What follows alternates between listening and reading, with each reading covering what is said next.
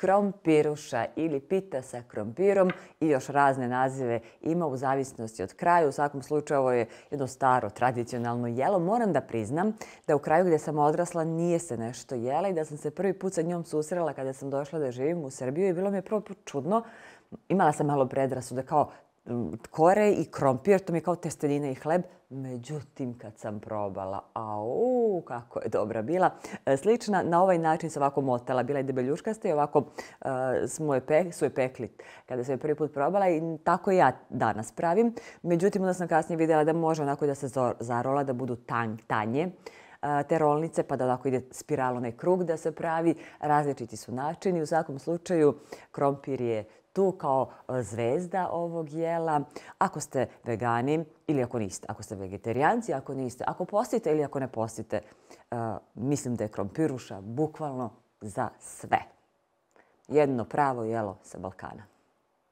Pita od krompira se pravi lako. Sada ova koju ja pravim, koristim prazi luk. Dakle, možete i luk, obični, da isečete, da ga stavite sitno na kockice, da se prvo prži. Ja volim sa prazi lukom, zato što mi on da mnogo nekako lepši, puniji, prosto drugačiji ukus.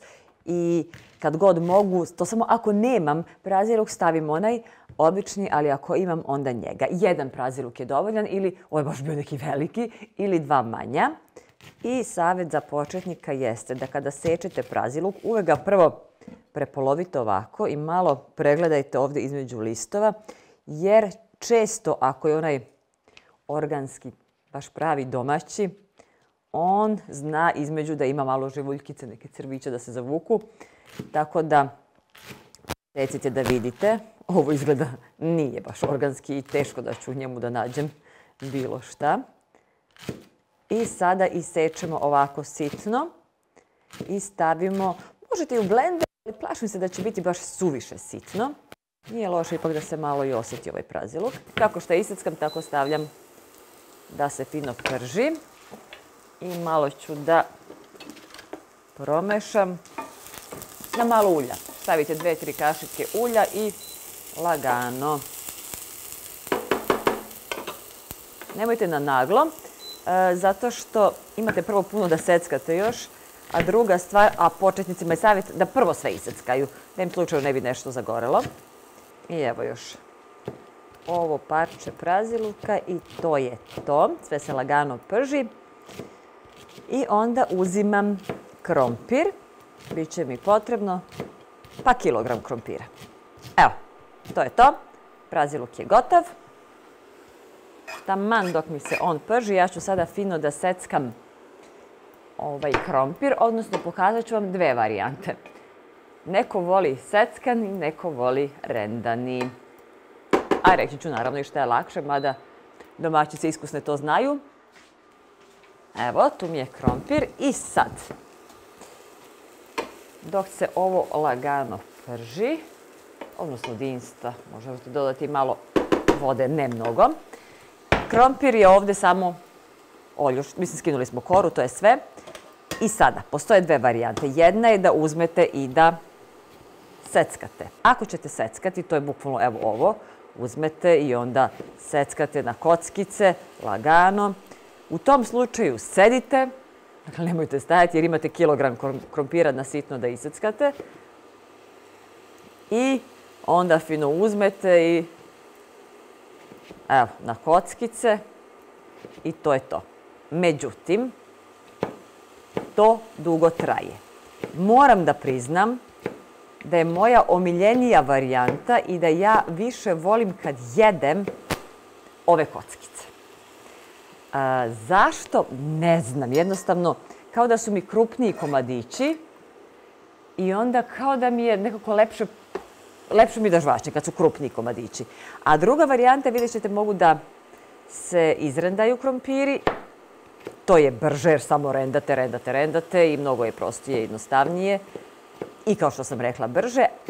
Ali onda vam je to nekako, ne osjećate te parčiće u ustima, već je onako mekano. Lepo je, istog je ukusa, samo što je ovo ovako mekšan.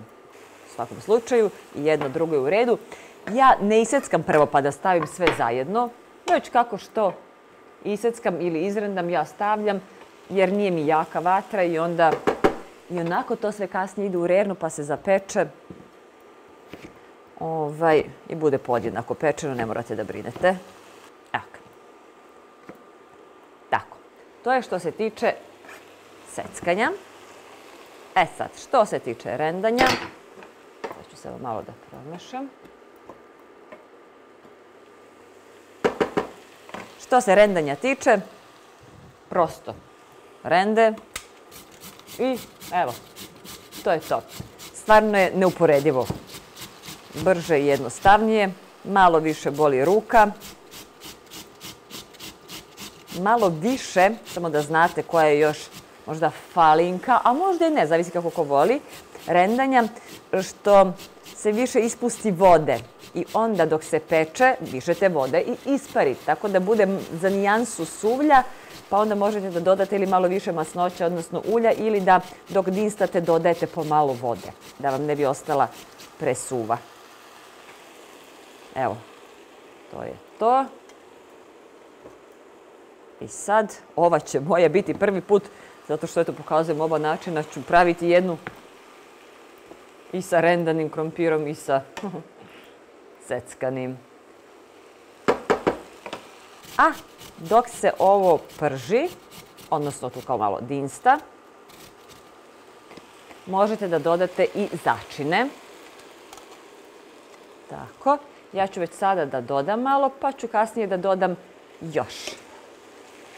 Evo, od začina ovdje stavljam suvi začin koji volite. I pošto ja stavljam dosta suvog začina, so ne dodajem jer u njemu već ima soli. Međutim, ukoliko ne stavljate suvi začin ili ga stavite vrlo malo, onda dodajte so, naravno po ukusu.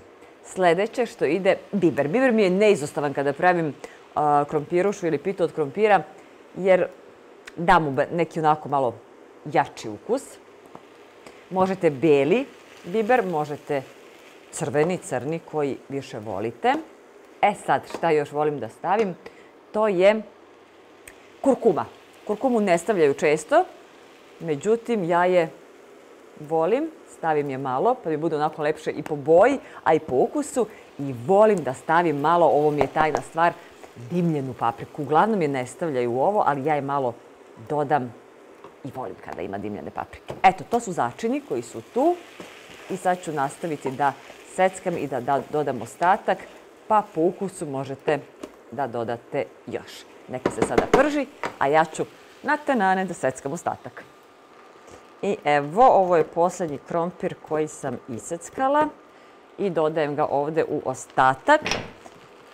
Samo da napomenem za početnike, pošto ako niste navikli da seckate puno krompir, treba će vam više vremena, onda nemojte ovako kao ja da dodajete pomalo, jer ja sam ovo prilično brzo uradila i sve će se ispržiti manje više ravnomerno, inako ide u rernu, ali ako između prvog krompira koji seckate i posljednjeg imate pola sata, onda stvarno morate prvo sve da iseckate pa sve zajedno da stavite da se prži. Ako vidite da vam je malo suvlje dok se ovako prži, onda dodate malo vode, slobodno, isparit će vrlo brzo. I sad ću još samo malkice da dodam ovih začina. Tako. Zbog dece ne stavljam puno bibera, inače bi stavila, mislim zbog mlađeg, ovom stariji ne smeta, inače bi stavila i puno više. Evo ga. Tako. To je to. Taman dok se ovo malo još dinsta, ja ću da uključim rernu na 200 stepeni i da pripremim kore. I pripremite pleh. Sada, što se pleha tiče i motanja, kako pravite u stvari ovu pitu, odnosno krompirušu, to može biti opet na različite načine. Početnicima možda savjetujem najjednostavnije ako samo slažete kora koju naravno namažete uljem, pa onda još jedna i onda na drugu stavite jednu smesu, ako deo ove smese, pa onda isto tako i sve do kraja, samo slažete onako kao tortu, kao redove, najobičnije slojeve. I onda se posle kad se ispeče samo seče na neke kvadratiće. To je jedan način. Mislim kao baklavu, to sam mislila. Drugi način je motanje. E sad, to kada budemo motali, možete isto da stavite ovako kao štrudlice, jednu pored druge, ovako ravne, a možete da ih u krug stavljate. Pa budu ovako više malih tih u krugu. Možemo da uzmemo okrugli pleh, pa da pravimo jednu veliku, da onako stavimo jednu celu, pa da dovežemo sledeću, tu rolnicu, pa sledeću i tako sve da napravimo oko jednu veliku, koju posle sečemo kao burek, onako na trouglove velike. Različiti su načini i sad zaista samo u odnosu na to kako volite, od toga će zavisiti kako ćete i da pravite. Tako. Taman dok mi se ovo ovako još malo prži, odnosno dinsta, ja ću pleh ovaj podmazati. Sad opet kažem, ako uzimate onaj okrugli, onda, mislim, svaki ćemo da podmažemo. Samo zavisi od toga kakve oblike želite. Ovo je bilo samo ulje za podmazivanje pleha, a sada kada budem slagala na kore, malo ću da ovo ulje pomešam sa vodom. Uglavnom to ne rade svi, poneko da, ali ja negde mislim da mi je tako bolje, jer ono mi bude prejako i premasno, bespotrebno. Ako ne ide meso, a što bi baš moralo da bude prepuno ulja? Ne mora. Evo, fino sam podmazala pleh i sad ću u ovo ulje, recimo 2/3 ulja i 1/3 vode. To mi je onako dobra kombinacija. Evo, dodala sam malo vode, to ću promešati i to će mi sada biti kombinacija za podmazivanje kora. Ovdje su mi kore. I sada bitno je, opet savjet za početnike, da nikad ne otvarate kore pre nego što ih koristite. Čak i 5 minuta može biti dovoljno ako su ovako samo na polju bez neke folije zaštitne da se osuše. I onda ćete teško da ih budu ako cuva i lome se. Prvo ćemo koru da namažemo samo uljem ili kao što ja to radim ulje i voda. Celu.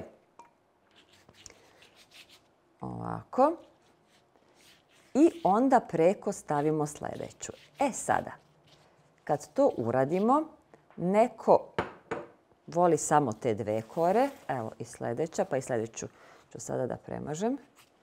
Dakle, neko voli samo ove 2 kore, a neko pak stavi i 3. Ako stavljate 3, onda i ovu drugu premažite. Tako. Pa onda stavite 3. premotanja. Ja uglavnom stavim 2, mada moram da priznam da mi zavisi od toga koliko su debele kore. Ako koristim one, to je kako naletim, koje mogu da kupim. Ako nađem one debele, onda su samo 2 sigurno. A ako su nešto tanje, onda budu 3. Evo ga. I sad na ovu 3. ne stavljam ulje, zato što mi je ovo dovoljno masno. Ako voli još masnije, slobodno neka stavi. I sad ovako. Mislim da bi bilo lakše da sam uzela kašiku. Po celoj 2-3 kašike, opet zavisi koliko su vam velike i široke kore. Stavite krompira, razmažete skroz ovako malo i do ivice, da ne bude negdje ima, negdje nema. I sada zamotamo, urolamo i sad ću da je ovako stavljam ovdje i da ređam. Prvo sam mislila da ću praviti one za motuljka, ali nekako taj jedan veliki kada napravim, retko ko hoće da ga i pojede celog, a ovako kada isečem na parčiće, ja to sad po svojoj porodici, onda bude jednostavnije. I više se nekako i lakše pojede. Evo ga, sada pravim sledeću tako i bukvalno idemo do kraja dok sve ne utrošimo. Nikakva umetnost tu specijalna nije. Tako, evo opet zamotamo. I samo ona bitna stvar za početnike jeste da ovaj donji deo, dakle ovo tu, stavljamo tu gdje se sastaje na dno. Nikako da bude ovdje gore, da se ne bi otvarao, nego skroz dole. I ušuškamo jednu pored druge. Taman lepo mogu tako da se peku, imate više mesta. Ja sam uzela ovaj veliki pleh, u suštini možete i onaj manji ako pravite manju količinu. Evo, sad ću da napravim i sve ostale. I evo, posljednja sada. Moram da kažem da sam ja ovdje bila utrošila pola kilograma kora. I da sam stavljala samo po 2, imala bi više nego dovoljno. Pošto sam ja stavljala do 3, nisam, pa sam morala da otvorim još jedno pakovanje, od kojih ću bukvalno da uzmem 3 kore da bih imala za ovu posljednju. Sad, to iskreno radim ovako zbog kamera i snimanja. Inače, nikad ne bi sad ovo zbog ove jedne na kraju otvarala jedno cijelo pakovanje. Sutra ću praviti neku gibanicu s ostatkom. Već bih malo samo ovog fila što imam strpala više u ove prethodne i to bi bilo to. Ali ajte, sad kad već radimo, da radimo do kraja. Evo, ovo mi je posljednja tu kora i ovdje stavljam ostatka fila kojeg imate više nego dovoljno. I sada, ono što nam je ostalo od ulja i vode ili samo ulja, mada stvarno verujte da stavite malo vode ipak bude, šta znam, ne bude prejako. Tako, onda ćemo odozgo da ostatak, ovako, to je taman. Evo sad ću ovdje da stavim da bude lakše. Prvo ću ovdje da ubacim ove krajeve, jer kada ne ubacim, oni budu hrskavi, a prazni. Neko to voli. Da, ko voli neka ostavi onda. Ja ne nešto, tako da ih ja uvijek nekako malo ubacim iznutra, evo ovako. A možete i dok ih motate da prvo savijete krajeve ivice unutra i onda da ih srolate. Sad, to baš ne radim, ali ko želi može. Evo ga. Upadajte tu, unutra. Evo kako su se i ovi krajevi osušili dok sam pričala i pravila ostatak. Sad ćemo uzeti ovo što nam je ostalo ulja i vode. Otprilike koliko vam je potrebno ulja i vode, a šta znam, nekih 2 deci ulja, ali dobro, dodajte kad vidite da vam zafali, dodate, napravite novo i eto. Premažite fino odozgo i onda stavljate da se peče. Ja sam stavila i zagrejala rernu na 200 stepeni i prvo ću 10 minuta da je držim na 200 stepeni, a moram da vam kažem da onda smanjim ipak na 180 kako odozgo ne bi bila zagorela, a iznutra nedovoljno pečena. Mada se ovo sve već ispržilo, pa to baš i nije moguće, ali ja prosto volim da budem sigurna da će to sve biti iznutra kako treba. Tako da, evo, nakon što dobro premažete i slobodno natopite fino jer to će sve da upije. Evo, stavljamo da se peče. Pa se onda vidimo uskoro čim bude gotovo. I, opa, evo, pita sa krompirom, odnosno krompiruša je gotova. Sada, lepo hrskavo. Više varijanti. Jedna je, ukoliko želite da bude hrskava skroz baš, onda je prosto ostavite ovako da se ohladi. Ako hoćete malo hrskava, ali ne preterano, da baš se ne rasipa sve okolo, onda uzmete malo vode, poprskajte. Čujete kako lepo pucka? Tako. Evo. I pokrite krpom da tako malkice samo omekša i ovako neka se hladi. A ako želite baš da bude meka, neko ne voli prosto to odozgo hrskavo i da pucketa, već voli da budu meke kore, onako i skroz sočne, onda se dodaje, neko bi stavio možda samo u ovu vodu, vrelu, ključalu vodu unutra i vratio u rernu da to upije sve u ovu vodu. Međutim, budući da sam ja već sve premazivala bila kombinacijom ulja i sa dodatkom vode, meni je već ovo dovoljno bilo natopljeno i nema potrebe da to radim. Neko bi možda stavio samo malo sada premazao još od ozgo ulja. Dakle, bukvalno u zavisnosti od toga da li želite hrskavije, manje hrskavo, sočno, suvlje, to su te kombinacije. Pa vama ostaje, dakle, na izboru. Verovatno će biti u odnosu na to kako ste navikli. Sad, kao što vidite, ove su moje onako fine. Tamo nisu ni predebele, nisu ni one tanke. Ako želite da onako savijete i u krug pravite, onda nikako nemojte da stavljate po 3 kore. Pokrivam. Već po 1 ili 2 kako bi se urolali onako da budu baš tanke.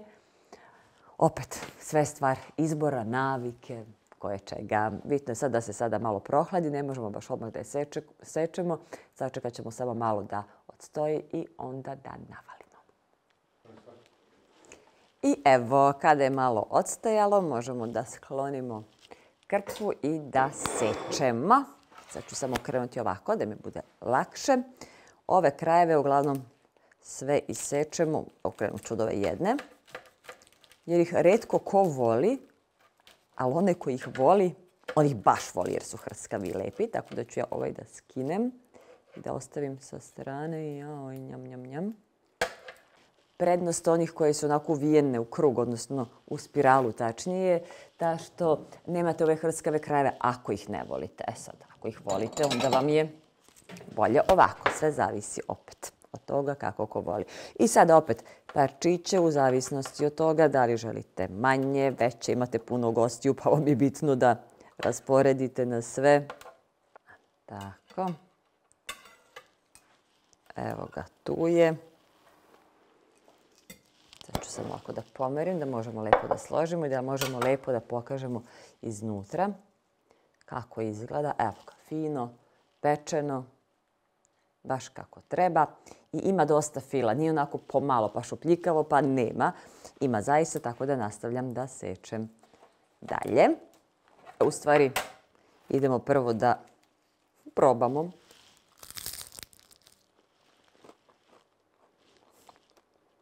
Meni nije jasno zašto u stvari ne pravim češće i kada nije post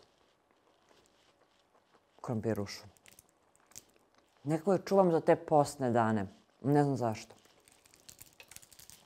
Realno, ona je odlična da se jede uvek. Stvarno je dobra. I dobri su ipak ovi začini koje malo dodamo. Ako postite na vodi, onda naravno ovdje ima puno ulja. Neće moći, ali ako želite prosto nešto što nema mesa, čak i ako ste vegetarijanci, što da ne možete i tada. I ako jednostavno, mislim nekada nije uopšte bitno sve to o čemu danas pričamo, pravili smo dobru hranu, a ovo je jedna dobra hrana. Pita sa krompirom.